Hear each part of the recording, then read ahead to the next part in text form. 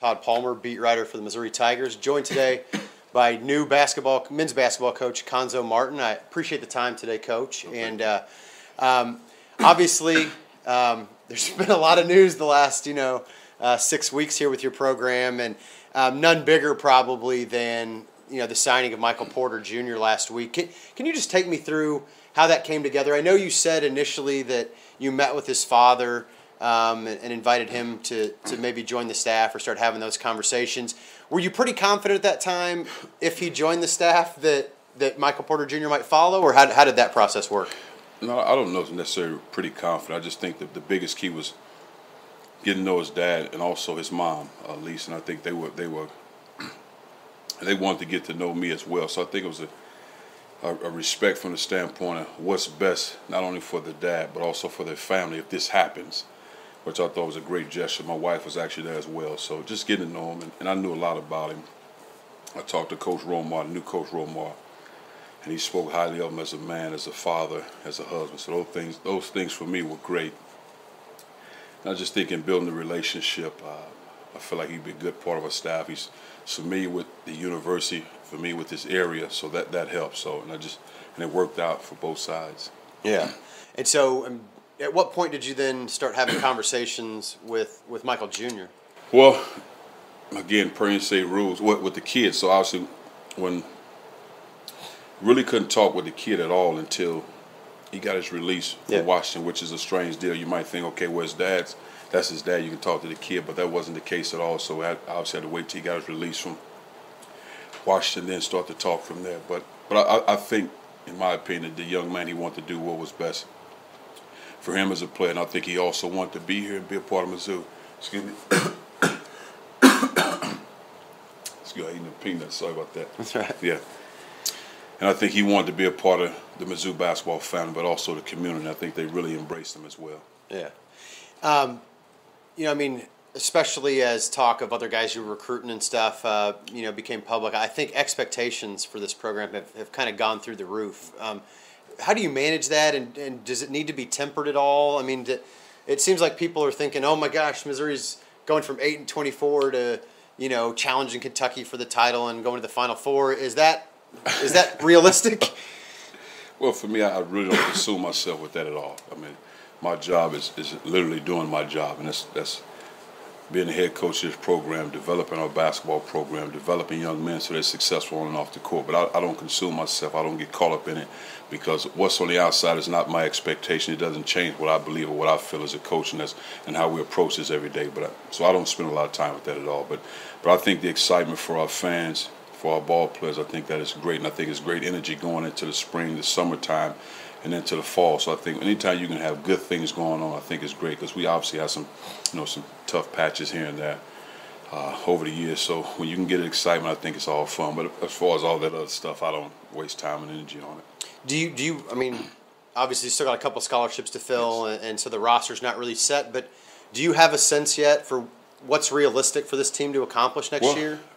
Not really. I think in order to do that, because there's so many unknowns, we haven't had a practice, we haven't had a team practice. So again, when you start getting caught up in that sort of expectation on the surface, because it's not what we're talking about on the day to day, because there's a lot of work to be done to be not only a successful team but a successful program. So we have 2 scholarships to fill, and I'd like to think we'll fill both of them.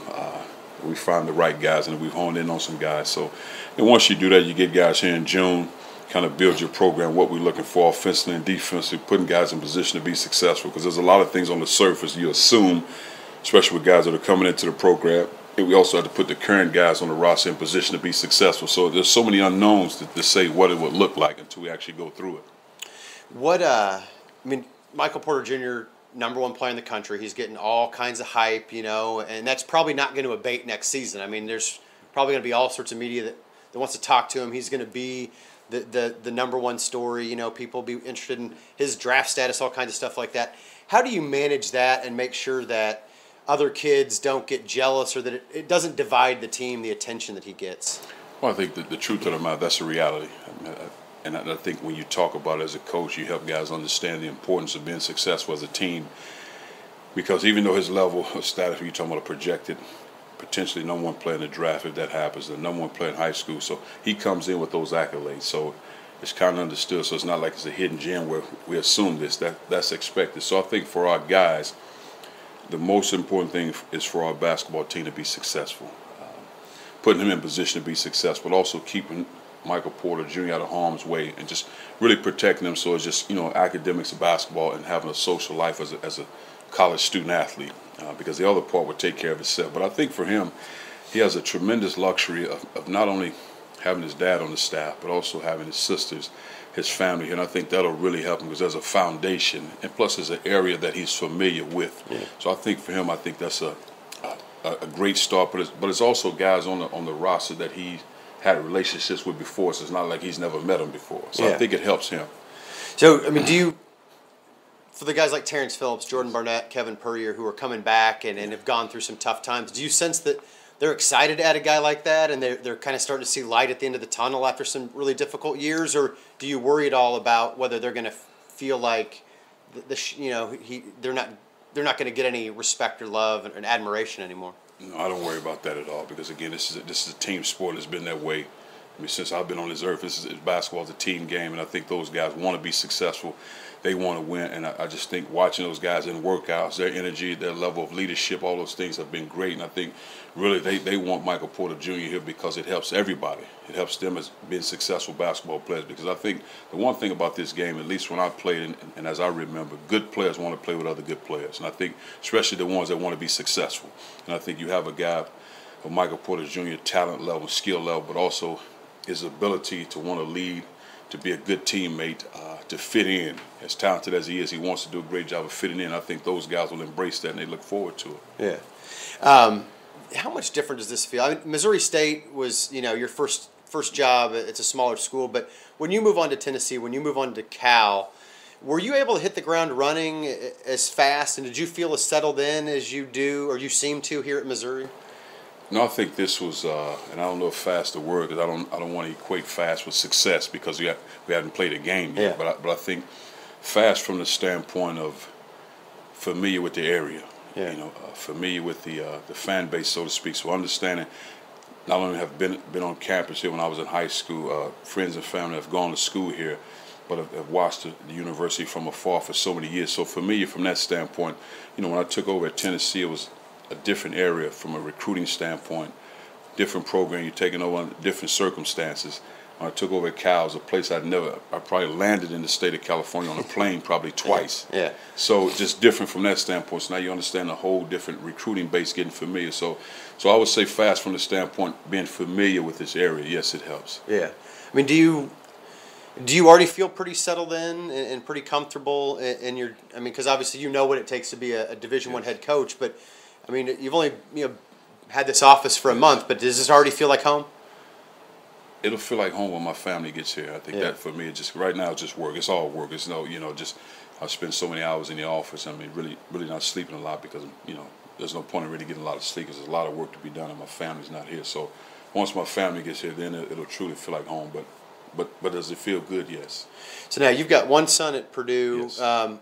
Remind me, how old are your other kids and what grades are they in? My second son, Chase, he's 15, and my daughter's 9, Addison. Okay, so you got probably eighth grader and a third grader? Well, no, he's Chase is 9th grade. Okay. And 4th. Yes. Okay. Yeah. Okay. I got a 9-year-old. She's in third, or he's in third grade. So that's. Yeah. I mean, how is that? Is it helped or hurt to not have your family here? Because, like you said, it's allowed you to focus on work. But I know you're a family guy, so. No, it doesn't hurt. It's what it is. It's a job, and this is my wife. She's been with me since we were sophomores in college, so she understands this is what we do. It's not a case of what I like for them to be here. Yes, but my kids are obviously in school. But we've been through this before, and it's work, and we have a job at hand, and the most important thing is taking care of the task at hand and making sure we finish strong in the classroom, making sure we finish strong in recruiting, get ready for the summertime. So it's not a case where I'm sitting there moping around town. No, it's not like that, but I always like my family with me, yes. So they'll be here in June probably? In June, yes. Now, is it your responsibility to find the house, or do you let the wife take care of that? No, it's my responsibility just to say yes. And I got to agree with it, so yes. Yeah. And we've actually found one, so hopefully, fingers crossed, we found one. Yeah. You know, everybody talks about Michael Porter Jr. I think the exception or the expectation is that he's likely a one and done player. I mean, he certainly has the talent to be one and done if that's what he chooses. So I'm curious, when you've got guys like Blake Harris and C.J. Roberts who don't profile necessarily as one and done guys. Of course, that could always change if they have a great season, but they profile as guys who are going to be here longer term. Are they as important, maybe even more important for the long-term stability of the program because you know that they'll be here for a little bit longer period of time? Well, for me, if a guy's a part of our program, whether he's a walk-on status or he's a leading scorer of the team, they're all the same to me. They're different guys. They come from different backgrounds, but I treat them all the same. Of course, things change when the ball is tipped. Every guy has a different level of status and production. But outside of that, they're all the same. I treat them the same, and I don't sit here and say, well, this guy's one and done. He gets treated a certain way. This guy's going to be in college 4 years, do this. Once they become a part of our team, they become a part of my family and a part of my life. And I treat them all, I guess, the same from the standpoint, they're individual young men. They're all trying to be successful. Now, whatever shape or form that level of success is, they're all trying to reach success. And my job is to help put them in position to be successful. What did you learn at Tennessee? What did you learn at Cal that you think will make you a better coach here at Missouri? Well, I just think wisdom and time. You know, I would imagine, again, maybe you have some guys that are gurus at 27 years old and just remain that way for years. But I just think when you're coaching, it's time because obviously the players change. Even though, you know, of course, of 2, 3 year, 4, 5 year eras change, the way the game's officiated change. I mean, you change and you grow as a coach. Like I was a guy that I would play zone defense if I absolutely had to. Now I think zone will be a part of our defense because we had success with it. My first time really playing a lot at Cal this past year. We played it 1 year at Tennessee, a 1-3-1 zone. We had success in some games. And we played some zone quite a bit this past year and had success with it. So I think zone will be a part of what we do. But I've always been a guy, for the most part, a man-to-man guy. So I think from that standpoint, growing and understanding what helps you win games. And it's not a case as if I was stubborn. It was just a case that's what I knew and that's what I learned. You know, under Gene Katie, my high school coach was a guy that pressed back to a zone. When I went to college, it was all man-to-man. So you understand all those things and you try to put your guys in position to be successful. But I just think you learn and you grow over time. But you have to have a willingness to learn and grow. And I think I always want to get better. I always want to learn from a leadership standpoint what makes players successful. Not just our best players, but also the guys at the end of the bench. What makes those guys successful? How do you keep those guys happy? How do you keep those guys engaged? So I think all those things are important. What's the fan reception been like for you? Because I know at Tennessee, you know, Mayor Pearl, you know, had kind of been forced out, and I know that was a tough circumstance to step into. And at Cal, you know, there may not have been one. I don't know how passionate Cal fans are about basketball, but they may not have necessarily known you. You're more of a Midwestern guy, had been in the Southeastern Conference before, so you're probably not as known a quantity out in Berkeley. Here, you know, everybody knows who you are. So has the fan reception been different than any place else you've been? Yes, because again, I guess I'm from this area, and it's been great. And we had a really good time when I was in Springfield, Missouri, which was they were great to me there. Born in St. Louis, grew up on the East St. Louis, Illinois side. So yes, I think that helps. But at the end of the day, that's all nice, and I really appreciate that. But fans want success. They want to see this program successful. And my job is to do everything in our power and our staff's power so we can be successful as a program. And it's one day at a time. But truly, up and down the state of Missouri, the reception has been great. And for me, that's great because you want your fans to be happy. You want your fans to have energy going into the summertime, going into the fall, because that helps us as a program. And I think it helps your players with energy and have excitement going into the summertime. But it's been great. I mean, a lot of fans, I think, believe this program should be a top 25 team consistently. That historically, it's been around the 30 best programs, 30 or 40 best programs, you know, in the country pretty consistently. What do you need to do to get it back to that level consistently? Well, I think the most important thing, the obvious question, when you say when you're ranked as one of those teams and being successful, is wins. That's the obvious answer. But I think the big picture is, you know, getting quality student athletes that whether they're guys that are projected to be one and done, guys that are projected to be 4-year guys that have a passion to want to be here, guys that have a passion to want to see Mizzou be successful as a program, guys that have a passion, you know, for going to class and not only just getting a degree, but ultimately at some point having a successful career. And I think all those things are important because they have to feel they have to feel ownership of the program. And I think for us, and what we talk about with our current players, is like that there have been a lot of great players that came before you guys, and they want to see you guys successful. So that was one of the things that I took pride in. When I went to East St. Louis High School, I took pride in when they were talking about the guys that came before us. When I went to Purdue, they talked about the guys that came before us and had success. So that meant something to me, because I didn't want to let those guys down, even though a lot of those guys I probably have never met. But I didn't want to let them down. So I just try to get our guys to understand, there are a lot of guys that are leaning on you guys to be successful, because they took a tremendous amount of pride in this program when they were here.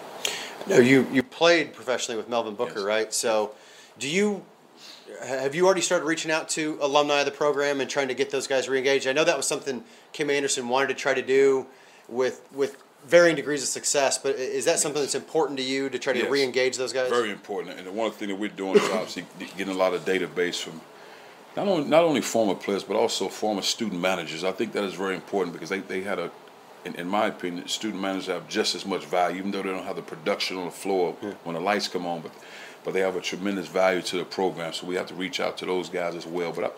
But again, those are the things that makes programs successful.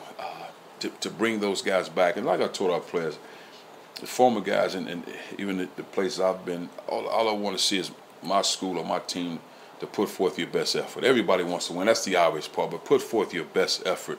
And I think that's what those former guys want to see, because those guys put their jersey on, a lot of blood, sweat, and tears, so to speak. And when you look at these facilities, some of the best facilities in the country, when you look at on our campus, well, a lot of those guys had success, and this was able to be built because of that success. Yeah. So, and our guys are reaping the benefits of that. So do you talk to them about how it's their responsibility then to continue that legacy and to build upon it? I try to give them ownership, but not make it to be a burden. I want them to give them ownership, because I took a lot of pride in that when I left for university, and people said, well, this guy here, he played here, he did this, that. So that's what it's all about. You just want to see those guys. So when I give it to them, I give them to them to have ownership in a good way, not in a way where it's a burden or stressful to them, but to pass the torch. So the torch has been passed, so now it's their job to do their job.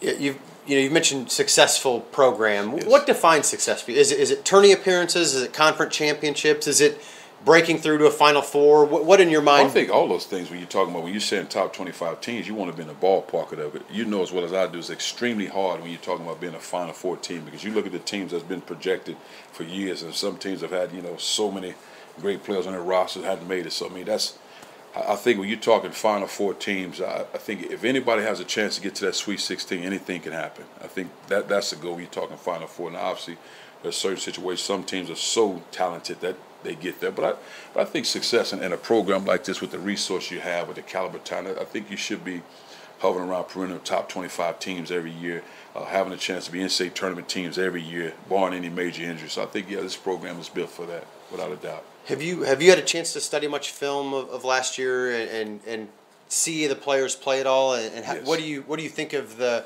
returning roster you inherited? I mean, obviously from win-loss perspective, it's not great, but there's some talent on that roster. Yes, without a doubt, there's talent now. And I think, again, when I watched the film of the past, it wasn't necessarily watching from a coaching standpoint. Every coach has their style. So it wasn't that. It was just, how hard did this guy play? Did he compete? Did he sprint back on the floor? Sprint back down court. Did this guy follow through his shot? Did guys put their heads down when they missed shots? So all those type of things, because those things translate regardless to whoever's coaching you. So, and then when we talk about as a staff, we work toward those things. More than anything, coaching, confidence, coaching being tough, coaching competing. Those are the things we talk about right now, as opposed to putting a system in place. So when I watch them on film, Kerry Perry, Jordan, Terrence, those guys up me.